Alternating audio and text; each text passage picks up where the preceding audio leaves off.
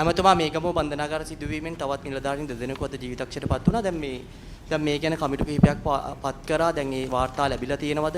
කොහොමද දැන් ඒකේ තත්ත්වය? ඇමතුමා මේකම ප්‍රශ්නෙට මේකත් එකතු කරන්න. ඔබතුමන්ලා බලයට එන්න කලිනුත් බන්ධනාගාරවල ඇතැම් බන්ධනාගාරවල මේ වගේ අදිසි වැටලීම් කරලා බන්ධනාගාර පොලිසිය බන්ධ පොලිසිය නිලධාරී මේ වගේ සිදුවීම් කරලා තියෙනවා. එතකොට කිසිම නිලධාරියෙක්ව මීට කලින් බන්ධනාගාරයේ ඉන්න රැඳවියන් විසින් මේ විදිහට එකතු වෙලා අමානුෂික විදිහට පාරදීම් කරලා ඝාතනය කිරීමේ සිද්ධීන් වාර්තා වෙලා නැහැ. නමුත් මේ මීගමුව සිද්ධියේදී පළවෙනි දවසේ සිද්ධිය වුණාට පස්සේ දෙවෙනි දවසේදී වෙනත් බන්ධනාගාරවල ඉන්න බන්ධ පොලිසිය නිලධාරීන් තමයි මීගමුවට ගිහිල්ලා මේ වැටලීම් කිරීම සඳහා ඒ කටයුතු ආරම්භ කරන්නේ. ඒ අවස්ථාවේදී අපිට විශ්වසනීය තොරතුරු ලැබෙනවා. ඒ බන්ධනාගාරයේ තුල බන්ධ පොලිසිය නිලධාරීන් ගිහිල්ලා ජලය විසන්ධි කරලා රැඳවියන්ට ජලය ලබා දීලා නැහැ උදේවරුේ. ඊට අමතරව මාසකට විසිට් එක ලබා දෙන්නේ නැහැ කියලා උන්ට තර්ජනය කරලා තිනවා. පාර දීලා තියෙනවා. පාර දීලා ඇතැම් බන්ධනාගාර නිලධාරීන්ගෙන් සමාව ගන්න කියලා තියෙනවා. ඊට අමතරව මීගමුව බන්ධනාගාරයේ කිසිදු බන්ධනාගාර නිලධාරියෙක් මේ සිද්ධියේදී මරණයටපත් වෙන්නේ නැහැ. එතකොට අපි කැමරා කාචයෙන් දැකපු එක සිද්ධියක් විතරයි දකින්නේ බන්ධනාගාර නිලධාරියෙක් ඇවිල්ලා ඇතුලේ වෙඩි තියෙන එක. ඇතුළාන්තයේ සිද්ධ වෙච්ච සිද්ධිය මොකද්ද කියන එක අපි දන්නේ නැහැ. නමුත් මේ වෙලාවේ ආණ්ඩුවක් විදියට ඔබතුමන්ලාගේ වැරද්දක්ද නැත්නම් බන්ධනාගාර නිලධාරීන්ගේ අතපසුවීමකින් වෙච්ච සිද්ධියක්ද කියන එක මේ වෙනකොට නිරාවරණය වුණේ නැහැ. නමුත් ආණ්ඩුවක් විදියට ඔබතුමන්ලා මේක තවදුරටත් ඇතුළාන්තයේ වෙච්ච සිද්ධිය වසන් කරන්න උත්සාහ කරනවා කියන එක පැහැදිලිව පේනවා. බන්ධනාගාර බාර අමාත්‍යවරයා පවා මාධ්‍ය සාකච්ඡා වලට ආපුවම එතුමා ඉතාමත් කුඩා ළමයෙක් විදියට ලාමක විදියට තමයි එතුමාගේ ප්‍රකාශයන් සිද්ධ කරන්නේ. එතුමාට විශේෂ බාරව අයිතිය තියෙන අමාත්‍යාංශික මොකද්ද කරන්න ඕන ක්‍රියාපාඨය කියන එක ගෙදර ගිහිල්ලා බලලා තමයි මම කියන්න ඕන කියන தത്വෙට එතුමා වැටලා තිනවා. මේ සිද්ධියේදී ඇත්තම සිද්ධිය ඇයි ඔබතුමාලා මාධ්‍ය නිරාවරණය කරන්නේ නැති? ඊයේ නීතිඥවරු පවා වැලිකඩ බන්ධනාගාරයට ගියාම ඔවුන්ට පවා වාරණයක් නියුත් කරලා තිනවා. මේ වෙනකොට ඒ මීගමුව බන්ධනාගාරේ වෙනත් බන්ධනාගාර වලට රැගෙන ගිය මේ රැඳවියන්ට අමානුෂික විදියට පාර දෙනවලු. 3 දෙනෙක් මේ වෙනකොටත් මිය ගින් තියෙනවා. නෑ ඔබ කියපු අන්තිම චෝදන අපි ප්‍රතික්ෂේප කරනවා. මොකද ඔය කතාව රට පිළිබඳව ජාත්‍යන්තර ඉදිරියේ අපේ ප්‍රතිරූපය හැලු කිරීම සඳහා සමහර කණ්ඩායම් ගොතන කතාවක්. ඔබ දන්නවා ඇති එක රැඳවියෙක් මීගමුව බන්ධනාගාරයේ ඉඳලා මේ සිදුවීම සිදු වෙන්න සති දෙකකට කලින් වැලිකඩ බන්ධනාගාරයට මාරු කරපු රැඳවියෙක් තමයි සියදින සාගෙන තිබුණේ. ඒතර මේකත් සම්බන්ධ කරනවා මීගමුවෙන් ආපු කෙනෙකුට පාර දීලා ඝාතනය කරයි කියලා. ඒ සිදුවීම හොඳටම පැහැදිලි. ඒ වෙන ආකාරයට තමයි සිදු වෙන්නේ. මොකද බන්ධනාගාරය ඇතුලේ ඔබ දන්නා විශාල ප්‍රමාණයක් ඉන්නවා. එතකොට කෙනෙකුට මොකක් හරි අසනීප තත්ත්වයක් ආවොත් එක්ක අපේ බන්ධනාගාරට සම්බන්ධ වෛද්‍යවරු පරීක්ෂා කරනවා. එතන අපිට අවශ්‍ය කරන කටයුතු කරගන්න බැරිනොත් වහාම අපි ළඟම තියෙන රෝහලට ජාතික රෝහල ඇතුළේ යොමු කරනවා. එවැනි ප්‍රතිකාර අපි කරනවා. මීගමුව බන්ධනාගාර සිදුවීම සම්බන්ධයෙන් පරීක්ෂණ කිහිපයක්ම පැවැත්වලා තිබෙනවා. ප්‍රධාන පරීක්ෂණයක් පවත්වනවා අපරාධ පරීක්ෂණ දෙපාර්තමේන්තුව. මේ වන විට රැඳවියන් බන්ධනාගාර නිලධාරීන් පොලිසිය විශේෂකාර්ය බලකාය ඇතුළු 200 දෙනෙකුගේ පමණ ප්‍රකාශ සටහන් කරගෙන තිබෙනවා. සොකෝ කණ්ඩායම් 7ක් පරීක්ෂණ කටයුතු කරගෙන යනවා. CCTV වලට හානි කළ තිබෙනවා අපි කලින් කිව්වා. නමුත් මේ DVR යන්ත්‍ර හරහා විමර්ශන කටයුතු කරගන්න පුළුවන් කමක් තිබෙනවා.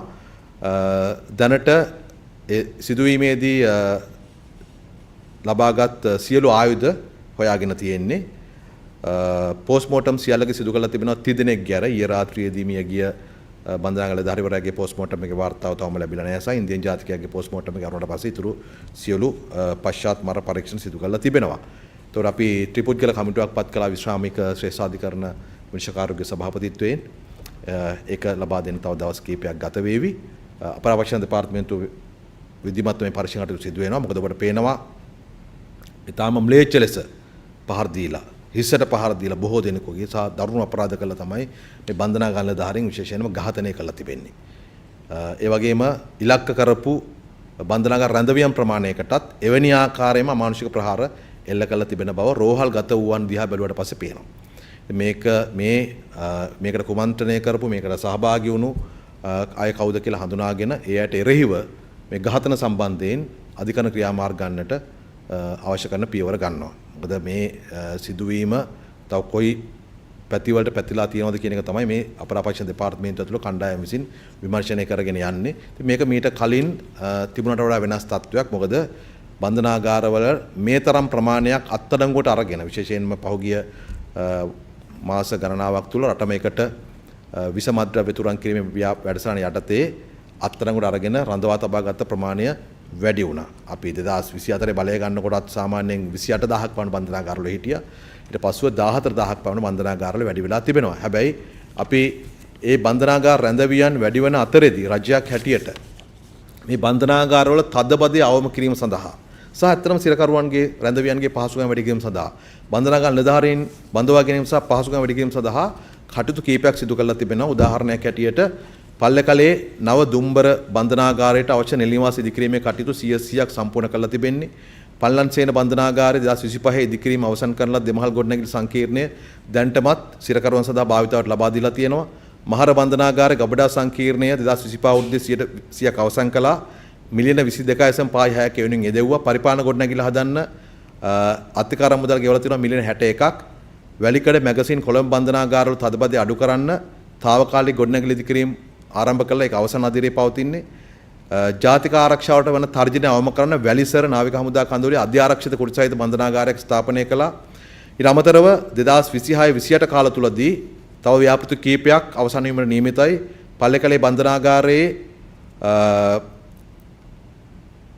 සිර ගොඩනැගිලි ඉදිකිරීම ආරම්භ කළා තිබෙනවා. 2028 අවසන් වෙනවා. ඒ සඳහා රුපියල් මිලියන 1782ක් වෙන් කළා තියෙනවා. වටරක බන්ධනාගාරය රුපියල් මිලියන 446.9ක ඇස්තමේන්තුවකින් ගොඩනැගිලි දෙකක් ඉදිකරන්න අවශ්‍ය කටයුතු ආරම්භ කළා තියෙනවා. කලුතර බන්ධනාගාරයේ අබලන් ගොඩනැගිලි ඉවත් කරලා නව ගොඩනැගිලි ඉදිකරන්න ව්‍යාපෘති 2030 ආරම්භ වුණා. කුරුවිට බන්ධනාගාරයේ මිලියන 288ක ගෙවීම් කරලා මලපහන පද්ධතිය ඉදිකරගෙන යනවා. ඊට අමතරව 2027 ඉඳලා 27-29 කාලයේදී වාරියපොළ බන්ධනාගාරය පුල් කරනවා මිලියන 4421.9ක ඇස්තමේන්තුවක් ඉදිරිපත් කරලා ඒ කටයුතු ආරම්භ කළා. මාතර බන්ධනාගාරයේ කොටවිලවත්ත නැවත ස්ථාපිත කිරීමේ ව්‍යාපෘතිය 2029 අවසන් වෙනවා. මිලියන 5189ක් ඒ වෙනුවෙන් වෙන් කරලා තිබෙනවා. වටරක රිමාන්ඩ් බන්ධනාගාරයේ දෙවන අදියර සඳහා මිලියන 1770ක ඇස්තමේන්තුවකින් 2027 ඉදිකිරීම ආරම්භ වෙනවා. වටරක අධ්‍යාරක්ෂිත බන්ධනාගාරයක් සැලසුම් කරමින් පවතිනවා. කොළඹ බන්ධනාගාරයේ හොරණ මිල්ලෑවට විතන් කිරීම සඳහා ඒක ඇස්තමේන්තු සංශෝධනය කරලා ඒ පිළිබඳව කටයුතු ආරම්භ කරලා තිබෙන්නේ. ඊට අමතරව අපි බන්ධනාගාර ගත කිරීමට අමතරව මේ අය පුනරුත්ථාපනය කිරීම සඳහා මේ අත්තරම් ගන්න අය පුනරුත්ථාපනය කිරීම සඳහා කටයුතු වේගවත් කරා. මත්ද්‍රව්‍යයට ඇබ්බැහි වූවන් පුනරුත්ථාපනය සඳහා අන්තරායකර ඖෂධ පාලක මණ්ඩලය ස්ථිර ප්‍රතිකාරහ පුනරුත්ථාපන මධ්‍යස්ථාන 4ක් තලංගම, නිට්ටඹ, ඌරාපොළ, ගාල්ල, උණුවටුනේ සහ නුවර පේරාදෙණිය පවත්වාගෙන යනවා. කෙටි කාලන පුනරුත්ථාපන මධ්‍යස්ථාන 4ක් අන්තරායකර ඖෂධ පාලක මණ්ඩලය හදාගෙන මේ ක්‍රියාත්මක කරනවා. දින 14 රඳවා ගන්න කරගම්පිටිය, අම්පාර, අනුරාධපුරේ සහ අම්පාර පහළ ලන්ද කියන ප්‍රදේශයේ. මීට අමතරව තවත් ස්ථාන 8කදී වීරවිල, වටරැක, අනුරාධපුරේ, මීතිරිගල, කන්දේවත්ත, පල්ලේකැලේ, පල්ලන්සේන සහ තල්දෙන කියන තැන්වල අන්තරායකර ඖෂධ පාලක මණ්ඩලයේ නියාමනය යටතේ මේ පුනරුත්ථාපන කටයුතු සිදු වෙනවා. පුනරුත්ථාපන කාර්යාංශය යටතේ තවත් පුනරුත්ථාපන මධ්‍යස්ථාන 3ක් කන්දකාඩු, සේනපුර සහ වවුනියාවේ ක්‍රියාත්මක කරනවා. ඉලක්කමක් හැටියට ගත්තොත් පුනරුත්ථාපන මධ්‍යස්ථානට යොමු කරන ප්‍රමාණය 28%කින් මේ වසරේදී වැඩි වෙලා තිබෙන්නේ. ඊට අමතරව බන්ධනාගාර නිලධාරීන් බඳවා ගැනීම සඳහා කටයුතු සම්පාදනය කළා. බන්ධනාගාර නිලධාරීන් නියාමක නිලධාරීන් 570ක් බඳවා ගැනීමට අනුමැතිය ලබාගෙන 363ක් බඳවාගෙන පුහුණු කරමින් පවතිනවා. තවත් 207ක් සඳහා විභාග පැවැත්වීමට නියමිතයි. ජේලර්වරු 120ක් බඳවාගෙන අනුමැතිය ලබා ගත්තා. එයින් 142ක් බඳවාගෙන පුහුණු කරමින් ඉන්නවා. ඉතිරි 78 තව දවස් කිහිපයකින් සම්මුඛ පරීක්ෂණ පවත්වන්න පුළුවන්. ඒ වගේම මම කිව්වා රස පරීක්ෂා දෙපාර්තමේන්තුවේ 65ක් බඳවා ගැනීමට අවශ්‍ය කටයුතු සැලකුණු ප්‍රමාණයක් අවසන් කරලා තිබෙන්නේ. මේ ආදී ලෙසට බන්ධනාගාර ශේෂ්ත්‍රයේ බන්ධනාගාර නිලධාරීන් වෙනුවෙන් සහ රැඳවෙන් වෙනුවෙන් කටයුතු කරගෙන යනවා. ඊටත් අමතරව අපිට ජූනි 25 වෙනිදා බන්ධනාගාර ශේෂ්ත්‍රයේ පවතින පරිපාලන ක්‍රියාපටිපාටියන්හි අඩලුහුදුකම් පිළිබඳව සාකච්ඡා කරලා නිර්දේශ ඉදිරිපත් කිරීම සඳහා අපි පත් කරපු කමිටුවක් තිබුණා. ශ්‍රේෂ්ඨාධිකරණ විනිසුරු එස් තුරේ රාජා මහතාගේ සභාපතිත්වයෙන් 10 දෙනෙකුගේ කමිටුවක්. ඒ වාර්තාවත් අපිට ලැබිලා තිබෙනවා. මේ සියලු අංශවලින් බන්ධනාගාරවල තදබදය අඩු කරන්නත්, රැඳවියන්ට අවශ්‍ය පහසුකම් ලබා දෙන්නත්, බන්ධනාගාර නිලධාරීන් වැඩිපුර බඳවා ගන්නත්, එයාට අවශ්‍ය පහසුකම් ලබා දෙන්නත් කටයුතු කරමින් පවතින බවට මට කියන්නට පුළුවන්. ඉතින් එළියේ විෂමද්‍රව්‍ය වලට එරෙහිව වැටලීම් සිදු කරනකොට අත්තරම් ගන්න සිදු වෙනවා, රඳවන්න සිද්ධ වෙනවා. ඒකත් කරන ගමන් තමයි මේ කටයුතු සිදු කරන්නේ. ඔබතුමා මේ සඳහන් කළ කාරණාවලට අමතරව දැන් මහමෝදර සහ විසින් කෝටි ගානක දේපොළ රැඳවියන් විසින් විනාශ කරයි කිව්වනේ, බේත් ගබඩාව විනාශ කරයි කිව්වනේ. මේ වීඩියෝ දර්ශන මාධ්‍යවල නිකුත් කරන්න බැරිද විනාශ වෙච්ච විනාශයේ සම්බන්ධයෙන්? මොකද එතකොට ජනතාවත් දැනුවත් වෙනවා මේ රැඳවියන් කොතරම් මාජන දේපොළ විනාශ කරලා තියෙනවා කියලා පොඩි අදහසක් ජනතාවට මේ පරීක්ෂණ වාර්තා ලැබුණාට පස්සේ අපිට පුළුවන්කම ලැබෙවි අදාළ කරන තොරතුරු ඔබට ඉදිරිපත් කරන්න. මේ කලින් සඳහන් කළ තොරතුරුට අමතරව මේ සිද්ධිය ඇතුණුගම ඔබතුමාලා මේ අධිකරණ නැමැතුමා ගාල්ල මහමෝදර පැරණි රෝහල සහ බෝගම්බර බන්ධනාගාරය ගැසට් කළා නව බන්ධනාගාරය විදිහට පවත්වාගෙන යන හැබැයි බෝගම්බර බන්ධනාගාරය ගැසට් කිරීම තුළ මිනිසුන්ගේ දැඩි අප්‍රසාදයක් තියෙනවා, ප්‍රශ්නයක් තියෙනවා. මොකද මේක නුවර දළදා මාලිගාව සහ ඒ සංචාරක ප්‍රදේශ වලට මේක බලපෑන හින්දා තමයි මෙතනින් පල්ලෙකලට ගිහිල්ලා දුම්බර විදියට බන්ධනාගාරය ආරම්භ කළේ බෝගම්බර බන්ධන. නමුත් දැන් ඔබතුමාලා ආපහු මේක ගැසට් කරලා තියෙනවා. තාවකාලිකව, ඊටම කෙටි කාලීනව මේ ප්‍රශ්නයට තාවකාලික පිළිතුරක් හැටියට ළඟම තිබුණු පිළිතුරු තමයි මේකට ක්‍රියාත්මක කරන්න වෙන්නේ. ඉතින් මහමෝදර අපි සෞඛ්‍ය අමාත්‍යාංශයේ ඇත්තටම එතන තිබුණේ රෝහල නෙමෙයි තිබුණේ. රෝහල අපි ඉවත් කරා මීට වසර කිහිපයකට කලින් ගාල්ල ජාතික රෝහල ආසන්නයටම අරගෙන ගිහිල්ලා තිබෙන්නේ. මේ ස්ථානයේ සෞඛ්‍ය අමාත්‍යාංශයේ විසින් ගබඩාවක් හැටියට තමයි භාවිතා කරමින් හිටියේ. අපි ඊටාම කෙටි දින කිහිපයක් ඇතුළත ඒ ගබඩාව ඉවත් කරලා දුන්නා. ඒ අනුව මහමෝදරේ පරිශ්‍රය මේකට පාවිච්චි කරන්න පුළුවන්. ඉතින් මහමෝදරත් එකතු කරගත්ත ගාල්ලට තිබෙනවා ඔවුන්ගේම නාගරික සංවර්ධන සැලැස්මක්. එය ක්‍රියාත්මක කරන්නට කල් ගනිමින්ම මේ යෝජනාව ක්‍රියාත්මක කරනවා. බෝගම්බරත් එහෙම තමයි.